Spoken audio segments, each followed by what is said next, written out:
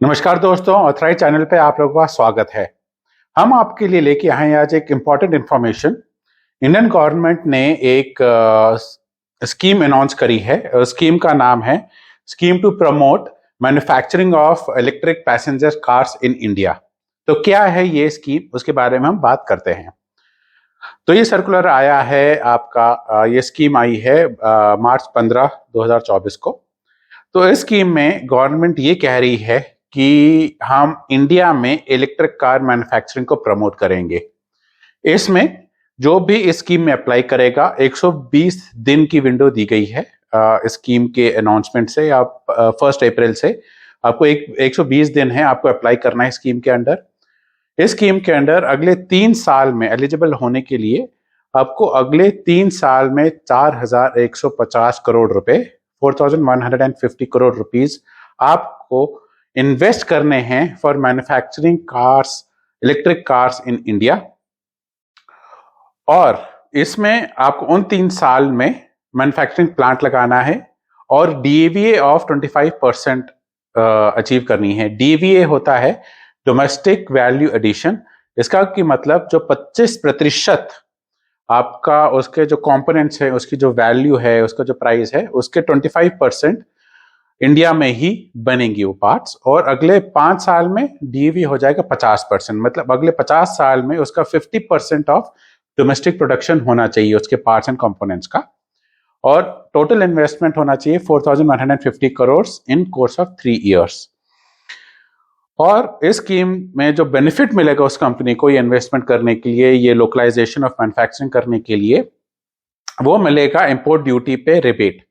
तो इस समय जो महंगी कार्स होती हैं, इन जनरल जो इंपोर्टेड कार्स होती हैं इंडिया में, उसमें 60% से लेके 100% तक का इंपोर्ट ड्यूटी होती है। कई बार तो उससे ज्यादा भी होती है सेस वगैरह लगा के। इसमें क्या होगा, अगर आप स्कीम के अंदर एलिजिबल हैं, आप सारी कंडीशंस को फुलफिल करते हैं, तो इंपोर्ट ड्यूटी हो जाएगी 15%। जी हाँ, तो इंपोर्ट ड्यूटी आपके जो इलेक्ट्रिक कार आप इंपोर्ट कर रहे हैं उसमें 15% हो जाएगी। और उसकी जो मिनिमम वैल्यू है CIF, cost, insurance and freight basically, तो CIF वैल्यू उस गाड़ी की मिनिमम $35,000 होनी चाहिए, जो कि आपकी लगभग आ जाती है 30 लाख के करीब, 29 लाख समथिंग आता है वो। तो 30 लाख की आपकी मिनिमम CIF वैल्यू होनी चाहिए। उस पर फिर 15% की ड्यूटी लगेगी, जो कि करीब आपकी फिर 3.5-4 लाख रुपए करीब आएगी आपकी। तो आप फिर जब इंपोर्ट ड्यूटी कम हो जाएगी उस पर, तो आपके डोमेस्टिकली आप उस कार को काफी चीपर बेच सकेंगे। और धीरे धीरे आप लोकलाइजेशन उसका करेंगे तो हो सकता है कॉस्ट उसकी और भी कम हो जाए। इससे क्या फायदा होगा, एक तो जो वर्ल्ड में ब्रांड्स हैं जैसे कि टेस्ला, BYD तो ऑलरेडी इंडिया में आ चुका है, तो टेस्ला हो सकता है स्कीम के अंडर इंडिया में प्लांट सेटअप करे और मैन्युफैक्चरिंग यहाँ पे शुरू करे। और एक और क्या बेनिफिट होगा इस स्कीम के थ्रू, गवर्नमेंट इंडिया में एक मैन्युफैक्चरिंग हब बनाना चाह रही है इलेक्ट्रिक पैसेंजर कार्स के लिए, और यहां से ताकि कार्स एक्सपोर्ट भी हो सके। इंडिया दुनिया का सबसे largest exporter of small cars है।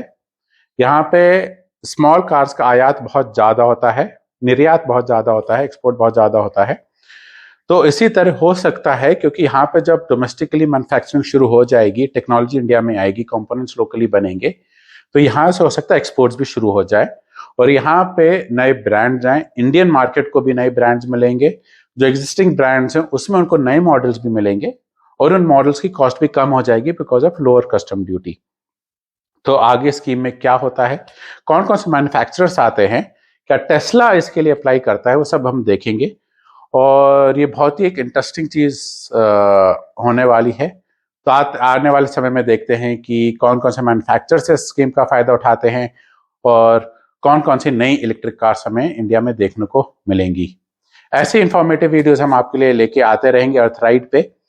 और हमारे चैनल को सब्सक्राइब करें। अगर ये वीडियो पसंद आया है तो इसको लाइक करें और इस वीडियो को आप शेयर करें। देखने के लिए धन्यवाद।